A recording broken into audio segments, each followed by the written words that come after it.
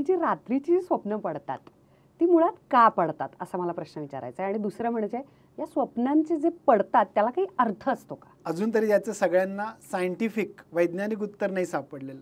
स्वप्न न पडणारी माणसं फार क्वचित असतात. आपलं सबकॉन्शियस माइंड जे आपल्याला हवं असतं जे मिळत नाही त्याचेच ते आशा, आकांक्षा, इच्छा आणि तुमची जी भीती असते तीच आपल्याला त्यातून दिसते.